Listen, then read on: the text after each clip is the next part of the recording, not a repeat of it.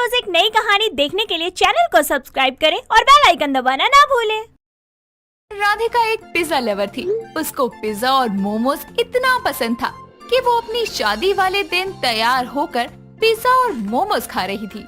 तभी उसकी माँ शारदा आकर उसे ऐसे खाते देखकर कहती है, अरे ओ पिज्जा मोमोज की दीवानी, आज तो खुद पर थोड़ा कंट्रोल कर लेती। बारात आ गई है बाहर और यहाँ दुल्हन मोमोज और पिज्जा खाने में बिजी है। थोड़ी तो शर्म कर लेती। लड़कियों को तो यहाँ फुर्सत नहीं मिलती अपने शादी में खाना खाने की। माँ देखो, माना कि मेरी शादी है लेकिन मुझसे भूखा नहीं रहा जाता। मेरी भूख का इलाज ये मोमोज ही है। ठीक है, जल्दी इनको खत्म कर और बाहर चल। अपना पिज्जा और मोमोज खत्म करके राधिका शादी के मंडप पर जाती है और विधि विधान के साथ शादी संपन्न होती है। जिसके बाद ससुराल आने के 1-2 दिन बाद राधिका पहली बार अपने पति राघव, सास निर्मला और ननद सिया के साथ बाहर रेस्टोरेंट में खाना खाने जाती है, जहां राघव उसे मेन्यू कार्ड देते हुए बोलता है, लीजिए राधिका जी, आप ऑर्डर करिए पहले जो आपको खाना है। देख रही है सिया बेटा, तेरा भाई शादी के 2 दिन बाद ही जोरू का गुलाम बन गया। हाँ माँ, कोई नहीं, करने दो भैया को अभी भाभी की जी हजूरी। क्या माँ जी और ननद जी आप भी ना? अरे बहू, हम तो इसको बस छेड़ रहे हैं। तू कर ऑर्डर जो तुझे खाना है। जी माँ जी। वेटर, एक half tandoori momos, Kurkure momos, onion tomato pizza with extra चीज और हाँ, एक latest momo pizza medium size. अरे मैंने तुमको अपने ऑर्डर के लिए बोला था, तुमने सबके लिए मंगवा लिया क्या? नहीं राघव जी, ये सब तो मेरे लिए है। ये लीजिए मेन्यू कार्ड, आपको जो पसंद है आप वो ऑर्डर कर दीजिए। राघव और उसकी माँ एक दूसरे की शक्ल देखते हैं और फिर बेचारे अपने लिए भी कुछ ऑर्डर कर देते हैं। कुछ देर में सबका ऑर्डर आता है और राधिका के आगे मोमोज और पिज्जा रख दिया जाता है और निर्मला उससे बोलती है, अरे बहू, तूने तो बस अलग अलग वैरायटी की सेम चीज मंगवा ली, इसमें क्या स्वाद आएगा? माँ जी, मोमोज और पिज्जा मेरी जान है। इनकी सेम टू सेम वैरायटियाँ मैं 100 बार क्या 1000 बार भी खा सकती हूँ, तो ये तो फिर भी अलग अलग है। आपको इतने पसंद है भाभी मोमो और पिज्जा? बहुत ज्यादा। चलो अब खाते हैं, वरना सब ठंडा हो जाएगा। राधिका सबसे पहले इतने सारे खाने को खत्म कर लेती है और ये देखकर राघव बोलता है, खाना खाया है या गटका है? इतना सारा अकेले खा लिया, वो भी इतनी जल्दी। सच में यार, तुम तो कमाल हो। पूरा परिवार खाना खाकर घर आता है और आराम से अपने अपने कमरे में जाकर सो जाता है। ऐसे ही दिन गुजरते हैं। एक सुबह निर्मला रसोई में काम कर रही थी। तभी राधिका उसके पास आकर कहती है, बहू, मेरी गांव की मौसी आ रही है तुझसे मिलने, तो शाम के खाने में कुछ अच्छा सा बना लियो। अच्छा सा क्या माँ जी? अरे जो तेरी पसंद हो या जो तुझे अच्छे से बनाना आता हो वही बना लियो। इतना बोलकर निर्मला चली जाती है और राधिका उसके कुछ देर बाद मार्केट जाकर सामान ले आती है और शाम होने पर सारा खाना बना कर रख लेती है। इतने में घर के दरवाजे पर दस्तक होती है और निर्मला अपनी गांव की मौसी सुलोचना का स्वागत करते हुए बोलती है, आओ आओ मौसी, और कैसी हो? ठीक हो ना? गांव में सब कैसे हैं? सोहन भैया और भाभी ठीक तो हैं? अरे अरे सुलोचना, सब ठीक है, लेकिन तू इन सब की जानकारी बैठ कर ले लियो। इस उम्र में मुझसे ज्यादा देर खड़े नहीं हुआ जाता। आइए आइए मौसी, बैठिए। बहू, चाय पानी लेकर आओ बेटा। राधिका हाथों में शरबत लिए बाहर आती है और उसको टेबल पर रखकर सुलोचना के पैर छूकर कहती है, नमस्ते दादी मासी जी, कैसी हैं आप? और सफर कैसा रहा आपका? मैं बढ़िया बहू, सफर भी अच्छा निकल गया। अरे निर्मला बहू, तो तू बड़ी सुंदर और गुणी चुन के लाई है लल्ला के लिए। बस मासी, जहाँ किस्मत वहाँ संजोग जुड़ गए। अब आप ज्यादा बातें मत करिए, कमरे में जाकर फ्रेश हो जाइए। लंबा सफर था, भूख लगी होगी। बहू ने अपने हाथों से आपके लिए खाना बनाया है। सच में? ये तो बहुत ही अच्छी बात है, मैं अभी आती हूँ। सुलोचना अपने कमरे से फ्रेश होकर बाहर आती है। तब तक राघव ऑफिस से और सिया कॉलेज से घर आ जाती है और पूरा परिवार खाने की टेबल पर बैठ जाता है। तो राधिका वहाँ सबके सामने पिज्जा और मोमो सर्व करती है। ये देखकर निर्मला बोलती है, बहू ये क्या, मैंने तुझे कहा था कि कुछ अच्छा बना लियो जो तुझे आता हो, बाजार से मंगवाने को नहीं कहा था, और वो भी ये मोमोज और पिज्जा। माँ जी, मैंने बाहर से नहीं मंगवाए हैं, घर पर ही बनाए हैं। अरे यही तो 2 चीजें हैं जो मुझे अच्छे से बनानी आती हैं। लेकिन भाभी, दादी से कैसे खाएंगी? अरे तू मेरी चिंता मत कर, मेरी बहू ने अगर पत्थर भी बनाया होगा ना तो मैं चबा लेती। ला बहू, दे, ये लीजिए मासी दादी जी, और खाकर बताइए कैसा बना है। राधिका सबको अपना बनाया पिज्जा और मोमो सर्व करती है, जिसके बाद उसको खाकर सुलोचना समेत सब राधिका की तारीफ करते हैं। और इतना ही नहीं, सुलोचना तो जितने दिन वहाँ रहती उतने दिन रोज राधिका से मोमोज और पिज्जा बनवा कर खाती रहती। ऐसे ही उसके जाने के बाद एक दिन सिया और राधिका साथ में बैठी टीवी देख रहे होते हैं, और उसमें फूड चैलेंज देखकर राधिका को एक आइडिया आता है, जिस पर वो बोलती है, सिया, क्यों ना हम दोनों भी ऐसा फूड चैलेंज करते हुए वीडियो बनाएं और फिर उसे YouTube पर अपलोड करें। भाभी, आप फूड ब्लॉगर बनना चाहती हो क्या?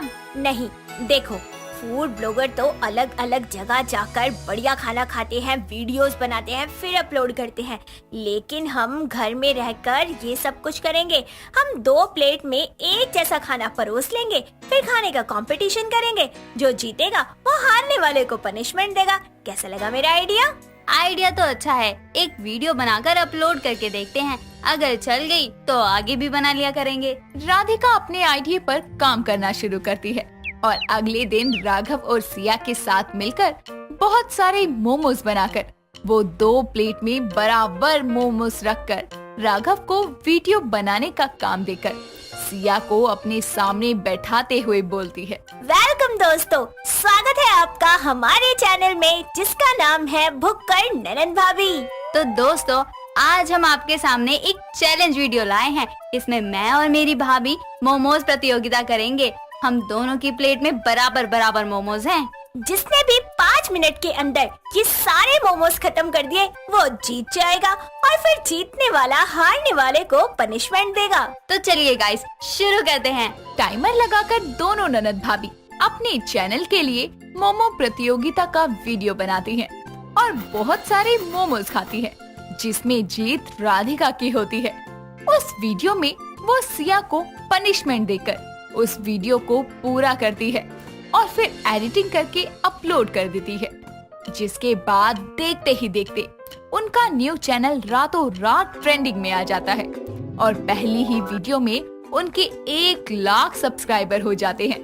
ये देखकर राघव खुशी से राधिका को कहता है, वाह राधिका, तुमने तो कमाल कर दिया, पहली वीडियो पर इतना सपोर्ट मिल रहा है तुम्हें। हाँ भाभी, अब हम डेली कुछ न कुछ बनाकर खाएंगे और वीडियो बनाएंगे। सिया की ये बात निर्मला सुन लेती है, जो राधिका को आकर कहती है, हाँ बहू, तू तो थी ही पिज्जा मोमोज वाली, अब मेरी बेटी को भी तूने ये सब खाने में लगा लिया है ताकि वो खा खा कर मोटी हो जाए और उसको कोई पसंद न करे। नहीं माँ जी, ऐसी कोई बात नहीं है। मैं क्यों ऐसा चाहूँगी? सिया मेरी ननद नहीं बल्कि मेरी बहन है, मैं उसका बुरा नहीं चाहूँगी। और खाने की प्रतियोगिता हम रोज रोज नहीं करेंगे, और जब कभी भी करेंगे तो खाना घर में ही बनाएंगे ताकि हमें कोई नुकसान ना हो। हाँ माँ, आप चिंता मत करो, और देखना इन वीडियो से राधिका और सिया इतने फेमस हो जाएंगे कि आपको सिया के लिए रिश्ता ढूंढना नहीं पड़ेगा, अच्छे अच्छे रिश्ते खुद सामने से आएंगे। और ये मैं खुद करना चाहती हूँ माँ, भाभी ने कोई जबरदस्ती नहीं की। ऐसा है तो मुझे भी फेमस होना है। बहू, एक प्रतियोगिता तो मेरे साथ भी करियो। सच में माँ जी? हाँ भाभी, आप, मैं और माँ करेंगे ये कंपटीशन, और इस वीडियो को हम अगले हफ्ते डालेंगे ताकि लोग इंतजार करें हमारे व्लॉग का। निर्मला की रजामंदी मिलने के बाद अगले हफ्ते राधिका बहुत टेस्टी से 3 पिज्जा बनाती है और उनका इस्तेमाल अपनी अगली वीडियो के लिए करती है, जिसमें सास, बहू और ननद मिलकर इस चैलेंज को करते हैं, जिसमें जीत निर्मला की होती है। साथ ही उनके इस ब्लॉग को बहुत लोगों द्वारा पसंद किया जाता है, जिससे उनको पॉपुलैरिटी और पैसा दोनों मिलता है। अंत में राधिका सबको अपने पिज्जा और मोमोज की रेसिपीज भी बताती है। वरुण ने रेशमा को खूब समझाया, मगर ये तो भैंस के आगे बीन बजाने जैसा था। वो वरुण की बात को नजरअंदाज करते हुए रोज रोजाना जंक फूड खाने लगी थी। कुछ दिन और बीतते गए और एक बार फिर रेशमा के पेट में जोरदार दर्द हुआ और वो चिल्लाने लगी। हाय वरुण, वरुण, मेरे पेट में बहुत तेज दर्द हो रहा है। रेशमा 12वीं पास करने के बाद आगे की पढ़ाई करने दिल्ली आ जाती है और एक पीजी में रूम लेकर अपनी सहेली रश्मिका के साथ रहने लगती है। रेशमा एक देहाती लड़की थी और रश्मिका एक शहरी लड़की थी। रश्मिका को बाहर का खाना खाने का बहुत शौक था। वो अक्सर पिज्जा, बर्गर, फ्राइज जैसी चीजें खाती रहती थी। धीरे धीरे उसने रेशमा को भी इन सब चीजों का चस्का लगा दिया था। रेशमा भी अब बाहर का खाना ही खाती। घर के खाने से उसे जैसे नफरत होने लगी थी। एक दिन सुबह सुबह अचानक रेशमा के पेट में दर्द उठता है और रेशमा चीखने लगती है। रश्मिका, ओ रश्मिका, जरा इधर आओ। हाँ रेशमा, रुको, बस 5 मिनट में आई। रेशमा का दर्द और बढ़ जाता है और वो और भी तेज चिल्ला कर बोलती है। हाय माँ, रश्मिका जल्दी आओ, यहाँ दर्द के मारे मेरी जान निकले जा रही है और तुम पता नहीं कौन से कामों में लगी हो। रुको, मैं तुम्हारे लिए अभी नींबू पानी लेकर आती हूँ। शायद कल काफी मसालेदार खाना खाने की वजह से तुम्हारा पेट गड़बड़ हो गया है। तुम बस 1 मिनट रुको, मैं बस अभी आई। ऐसा कहकर रश्मिका जल्दी से उसके लिए नींबू पानी लेकर आती है और रेशमा उसे पी लेती है, मगर फिर भी उसे आराम नहीं होता और वो चिल्लाती है। रश्मिका, मुझसे और बर्दाश्त नहीं हो रहा। हाय, हाय, मैं तो मर गई। रेशमा की चीखें सुनकर रश्मिका उसे फटाफट हॉस्पिटल लेकर जाती है और इमरजेंसी वार्ड में दाखिल करवाती है, जिसके बाद वो वेटिंग रूम में डॉक्टर के आने का इंतजार करती है और कुछ ही देर में डॉक्टर आते हैं और बोलते हैं। देखिए रश्मिका जी, आपकी सहेली रेशमा की तबीयत काफी सीरियस है। उनके स्मॉल इंटेस्टाइन के अंदर सेमी डाइजेस्टेड फूड अटक गया है और ये फाइबरलेस फूड काफी खतरनाक है। क्या आप बता सकती हैं कि उन्होंने कल रात को क्या खाया था? डॉक्टर साहब, कल हम एक पार्टी में गए थे जहाँ हमने काफी सारा जंक फूड और मसालेदार खाना खाया था। देखिए, प्रॉब्लम को अच्छे से आइडेंटिफाई करने के लिए हमें काफी सारे टेस्ट करने होंगे। आप डॉक्यूमेंट्स पर अपने सिग्नेचर कर दीजिए और ये कुछ दवाइयाँ हैं, ले आइए जल्दी से। रश्मिका जल्दी से सिग्नेचर करती है और दवाइयाँ ले आती है। कुछ देर बाद डॉक्टर फिर से आकर बोलते हैं। रेशमा जी अब खतरे से बाहर है, थोड़ी ही देर में उन्हें डिस्चार्ज कर दिया जाएगा। अब आपको उनका खास ख्याल रखना है, उन्हें बाहर के खाने से दूर रखना है, वरना उन्हें पाइल्स का भी खतरा हो सकता है। और दवाई टाइम पर देनी है और कोर्स खत्म होने के बाद एक बार चेकअप जरूर करवाना। आप पेमेंट करने के बाद उन्हें ले जा सकती हैं। ठीक है डॉक्टर साहब, बहुत बहुत शुक्रिया आपका कि मेरी सहेली ठीक हो गई। रश्मिका पैसे जमा करवा के रेशमा को पीजी ले आती है और उसे बाहर का खाना ना खाने की नसीहत देती है, मगर उसे खुद बाहर के खाने की लत थी, इसीलिए उसने एक पिज्जा ऑर्डर किया और खाने लगी। वो अक्सर रेशमा को बाहर का ना खाने की कहती और खुद ही बाहर का खाने लगती। ऐसे ही कई दिन तक चलता रहता है। रेशमा भी अब वापस बाहर का खाने लगी थी। दिन बीतते गए और अब उन दोनों की पढ़ाई भी पूरी हो जाती है। दोनों अपने अपने घर आ जाती हैं। रेशमा के घर में उसके रिश्ते की बात चलने लगी थी और उसकी शादी वरुण नाम के एक नौजवान से हो जाती है।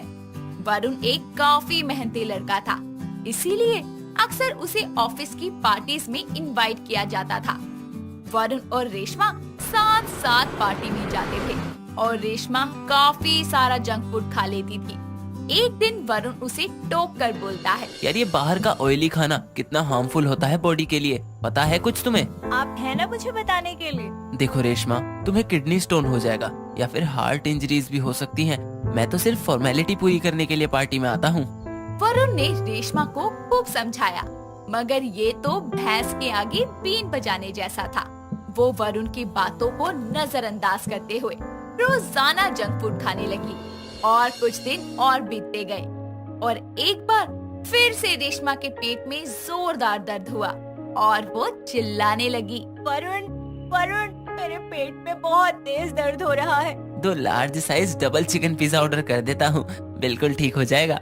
मैं मजाक नहीं कर रही, मेरे पेट में सच में बहुत दर्द हो रहा है। रेशमा, मैं भी मजाक नहीं कर रहा।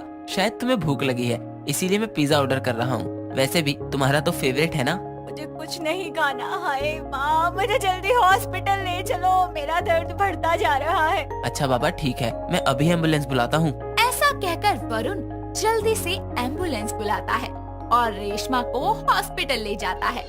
कुछ देर बाद डॉक्टर वरुण के पास आकर कहते हैं, मिस्टर वरुण, मेरे पास 2 न्यूज है, एक गुड न्यूज और एक बैड न्यूज। आप कौन सी न्यूज सुनना चाहेंगे? डॉक्टर, दोनों ही न्यूज मेरी वाइफ से जुड़ी है, मैं दोनों ही सुनना चाहूँगा। पहले मैं आपको गुड न्यूज देती हूँ, आप कुछ ही महीनों में बाप बनने वाले हैं। और बैड न्यूज ये है कि आपकी वाइफ को पाइल्स हो चुका है और वो कंटिन्यूअसली बढ़ता ही जा रहा है। पाइल्स? और रेशमा को? ऐसा कैसे हो सकता है डॉक्टर? मिस्टर वरुण, आपकी वाइफ को काफी पहले से इंटेस्टाइन में इन्फेक्शन है और यह बढ़ चुका है, और साथ ही प्रेगनेंसी कंसीव करने की वजह से उनके वेंस पर प्रेशर बढ़ा और ये पाइल्स में कन्वर्ट हो चुका है। डॉक्टर, ये प्रॉब्लम ठीक कैसे होगी? मिस्टर वरुण, ये प्रॉब्लम काफी ज्यादा बढ़ चुकी है बिकॉज प्रेगनेंसी में दवाई नहीं खानी चाहिए जो पाइल्स के ट्रीटमेंट में यूज होती है। ये मेडिसिन हार्मोनल बैलेंस को बिगाड़ सकती है, जो कि आपके होने वाले बच्चे के लिए काफी खतरनाक साबित हो सकता है। प्लीज डॉक्टर, कोई तो रास्ता होगा। मिस्टर वरुण, आपकी वाइफ की पुराने रिपोर्ट्स देखने के बाद ये पता चला है कि उनका दिल्ली में भी ट्रीटमेंट चल रहा था। डॉक्टर, इस बारे में मुझे कुछ नहीं पता। देखिए mister Varun, natural Ayurvedic medicine और एक्सरसाइज से उनका ट्रीटमेंट पॉसिबल है, क्योंकि सर्जिकल मेथड हाईली रिस्की हो सकता है। आप उनका घर पर ही ध्यान रखें, घर पर बना हुआ खाना खिलाएं, फ्रूट्स खिलाएं, एक्सरसाइज करवाएं। सब कुछ ठीक चला तो 2 महीने में ही सारी प्रॉब्लम्स ठीक हो जाएगी। डॉक्टर के कहे अनुसार वरुण ने रेशमा को अच्छे से देखभाल करके ठीक कर दिया और रेशमा ने भी सारी चीजें फॉलो करी और ठीक हो गई और एक प्यारे से बच्चे को जन्म दिया। अब रेशमा बाहर का खाना हमेशा हमेशा के लिए भूल चुकी थी और अब वो लोगों को फास्ट फूड और जंक फूड से बचने की सलाह देती है। रेशमा सोशल मीडिया पर वीडियोस बनाकर लाखों करोड़ों लोगों को फास्ट फूड से होने वाले नुकसान के बारे में अवेयर कर रही है। सोशल मीडिया पर वीडियोस बनाने की वजह से उसे कई सारे हेल्थी और ब्यूटी शो से भी एंकरिंग के ऑफर आने लगे हैं। इतनी ज्यादा पॉपुलर होने के बाद उसके आर्टिकल अब न्यूज़पेपर में छपते हैं। इन सब चीजों के अलावा वो एक माँ होने का भी फर्ज अच्छे से निभा रही है। शीतल अपनी छोटी भाभी के कमरे में जाती है और उन्हें अपने बॉयफ्रेंड रुद्र के बारे में बताते हुए बोलती है, भाभी, मुझे आपको कुछ बताना है, समझ नहीं आ रहा कैसे बताऊं। साफ साफ बताओ ना, क्या बात है, इतना हिचकिचा क्यों रही हो? अच्छा ये बात है तो ठीक है भाभी, मेरा ना एक बॉयफ्रेंड है जिसे मैं बहुत ज्यादा प्यार करती हूँ और उससे शादी भी करना चाहती हूँ। तो तुम इसमें इतना घबरा क्यों रही हो? इतनी सी तो बात है। अच्छा, लड़का कौन है? क्या मैं उसे जानती हूँ? नहीं भाभी, आप तो उसे नहीं जानती, पर हाँ वो बहुत अच्छा लड़का है और मुझे बहुत खुश रखेगा। वो सब तो ठीक है, पर तुमने ये बात दीदी को बताई? नहीं नहीं भाभी, ये बात अगर मैंने बड़ी भाभी को बताई वो तो मुझे डांट कर ही चुप करवा देगी। लेकिन उनकी मर्जी के बिना तो कुछ भी होना मुमकिन नहीं है शीतल, ये बात जानती हो ना तुम? जी भाभी, ये बात तो मैं जानती हूँ, लेकिन ये बात मैं उनसे कैसे कहूँ, यही सोचकर मुझे डर लगे जा रहा है। तुम कहो तो मैं बात करूँ तुम्हारे लिए उनसे? हाँ भाभी, आप करके देखो। मीनाक्षी और शीतल दोनों मिलकर राधिका के कमरे में चली जाती हैं। राधिका दोनों को एक साथ अपने कमरे में आता देख चौंक जाती हैं और वो उन दोनों से बोलती है, अरे क्या हुआ, तुम दोनों एक साथ मेरे कमरे में क्या कर रही हो? दीदी, मुझे आपसे कुछ बात करनी है। असल में हम दोनों को आपसे कुछ बात करनी है। ऐसी कौन सी बात है? हमारी शीतल जवान हो रही है, आपको नहीं लगता उसके हाथ पीले कर देने चाहिए? हाँ, ये तो तुम सही कह रही हो, बिल्कुल। मैं भी कब से यही सोच रही हूँ। तो सिर्फ सोचती रहेंगी या कुछ करेंगी भी? लड़का भी तो होना चाहिए ना मीना, ऐसे ही थोड़ी ना हो जाती है शादी। लड़का है ना भाभी, शीतल ने ढूंढ लिया है। शीतल, ये सच है? और लड़का कौन है?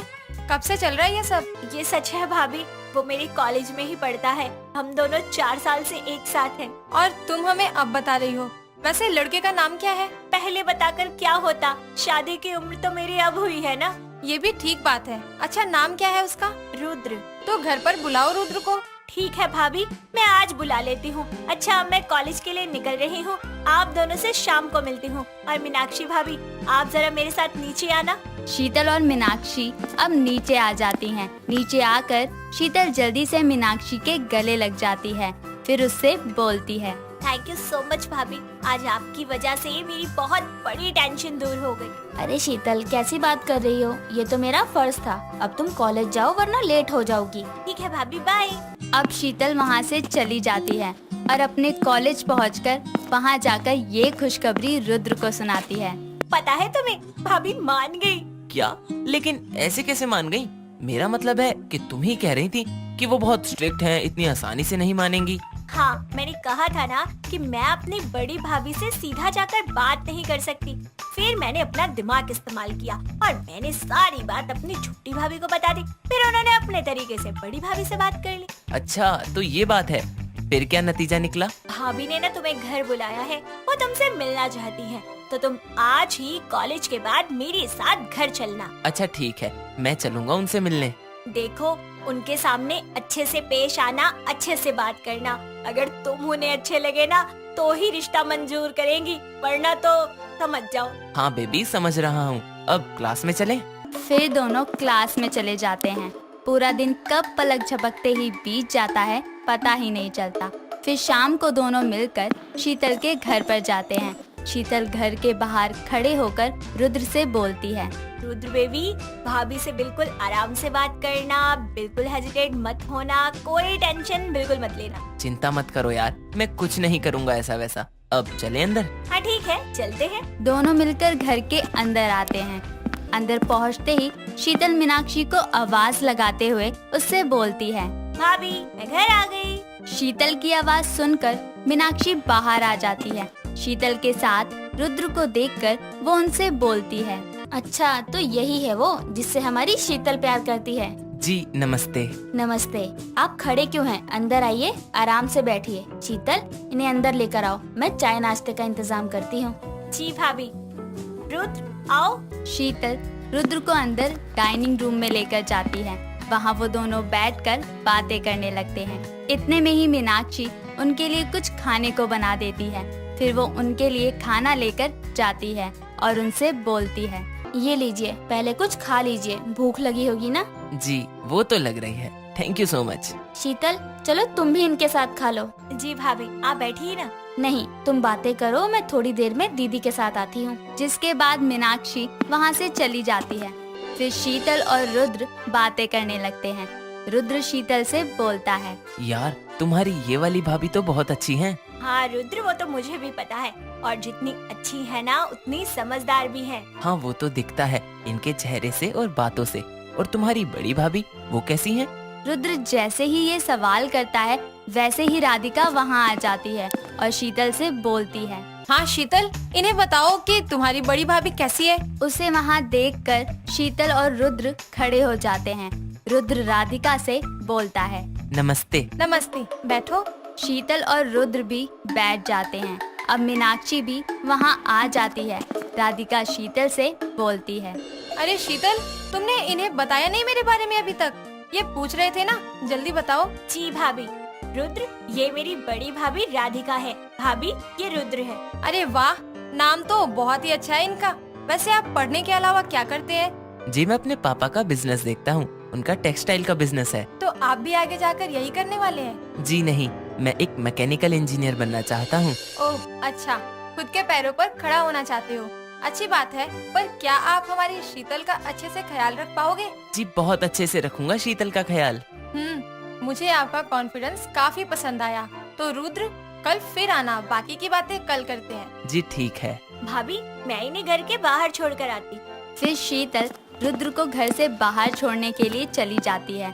बाहर आकर रुद्र शीतल से बोलता है, क्या लगता है तुम्हें, तुम्हारी भाभी को मैं कैसा लगा? मुझे लगता है कि तुम उन्हें पसंद आ गए, इसलिए तुम्हें कल फिर बुलाया है। हाँ मुझे भी यही लगता है, क्या पता कल वो हमारा रोका ही कर दें। खैर कल देखते हैं, अभी मैं चलता हूँ। ठीक है, आराम से जाना। रुद्र वहाँ से चला जाता है और शीतल भी घर में वापस आ जाती है।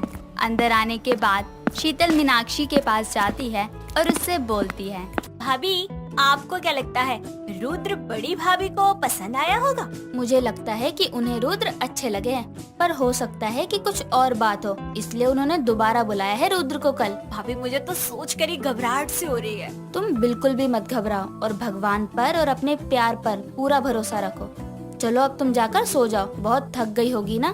कोई बात नहीं भाभी, मैं हूँ ना, मैं आपकी हेल्प कर देती हूँ। फिर दोनों ननंद भाभी मिलकर बर्तन धोने लगती हैं। उसके बाद अपने अपने कमरे में सोने के लिए चली जाती हैं। अगले दिन रुद्र वापस उनके घर आता है तो राधिका उससे बोलती है, आओ बैठो और ये बताओ तुम तैयार हो ना? मैं कुछ समझा नहीं। तुम्हें शीतल से शादी करनी है या नहीं? जी वो तो करनी है, जब भी मैं यहाँ आया हूँ। तो उसी के लिए पूछ रही हूँ, तैयार हो ना? जी मैं पूरी तरह तैयार हूँ। ठीक है फिर शीतल इधर आकर बैठो इनके साथ। जी भाभी।